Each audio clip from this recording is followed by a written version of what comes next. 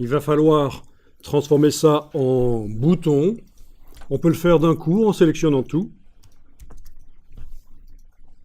Donc en sélectionnant, j'ai fait un commande A, j'ai tout sélectionné. Et en allant chercher la palette boutons, fenêtre, objet interactif, bouton et formulaire. Et je transforme en bouton. Et chaque image devient un bouton.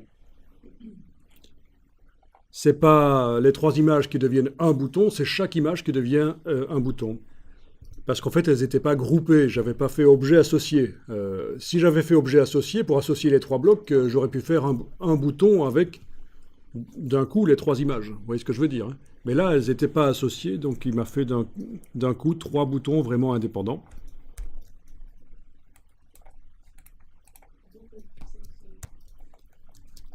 On va aller créer des états survol, donc toujours dans la palette boutons et formulaires. Mais là, il va falloir sélectionner chaque image une à une, enfin chaque bouton une à une, un à un. Donc voilà. Premier bouton, je crée l'état survol. Deuxième, je crée l'état survol aussi. Troisième, je crée l'état survol. Voilà. Et je voudrais que quand je survole les images, ça s'agrandisse en fait. On va faire ça.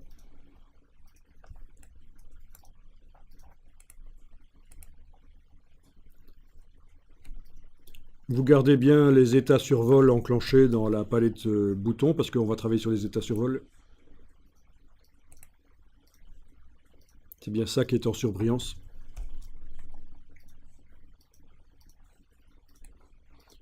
Vous voyez au passage qu'on a un 3e état, c'est quand on clique sur la chose, on peut aussi faire en sorte qu'il se passe quelque chose au niveau visuel. C'est plus rare quand on fait ça. Mais pour les tablettes, ça peut être intéressant parce que le survol en tablette n'existe pas. Hein, quand vous passez le doigt au-dessus des éléments, il ne change pas d'aspect. Ok, donc ici on a du survol. On va faire apparaître la palette des calques et aller, voilà, pour le premier bouton, aller déployer les choses. Lequel c'est celui-là, le petit carré est là. Je vais dedans. Dans l'état survol, je sélectionne ce qui se trouve dans l'état survol, c'est-à-dire un bloc image. Et je vais l'agrandir.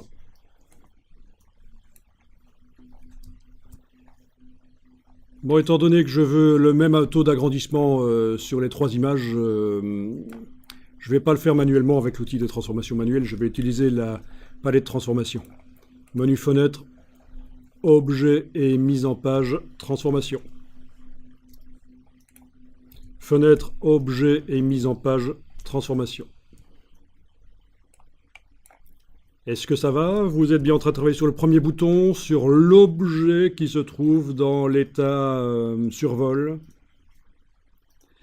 Eh bien, ici, il va falloir indiquer que la transformation doit se faire dans tous les sens, ce qui n'est pas le cas actuellement. La transformation est pré-réglée pour se faire vers la gauche et le bas.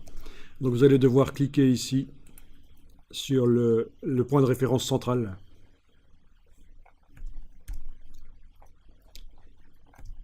Vous avez la chaîne qui est cochée là, qui est bien là. Bon, vous allez par exemple indiquer 120, 1, 2, 0, touche tabulation pour valider. Et voilà, ça s'est agrandi à 120%. Est-ce que le survol va bien marcher? Ben oui. Quand je passe de l'état normal à l'état survol pour ce bouton, je vois que quand je vais survoler, ça va s'agrandir. Amusant. Je recommence pour la suivante, au cas où vous auriez loupé l'épisode pour ça. Peut-être qu'avec une vache, vous allez mieux comprendre. Non, je rigole. Je sélectionne le bouton avec la flèche noire. Dans la palette des calques, je repère, tiens, c'est quel bouton? C'est celui-là. C'est celui qui a le petit carré bleu en face, évidemment, qui indique qu'il est sélectionné. J'ouvre. Je sélectionne l'image qui est à l'intérieur, enfin le bloc image avec le petit carré là.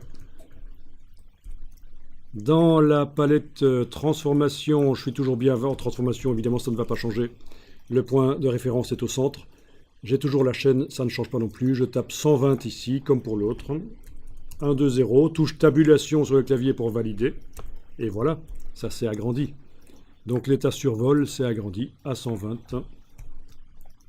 Si je passe de l'état normal à l'état survol, je vois que ça va s'agrandir quand je vais survoler.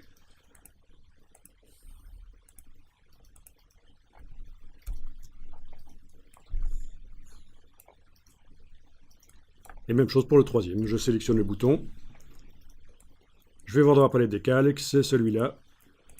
Je vais sélectionner l'image à l'intérieur de l'état effleuré, donc l'état survol. Dans la palette transformation, je vais ici, dans la palette transformation, taper 120, touche tabulation, et voilà.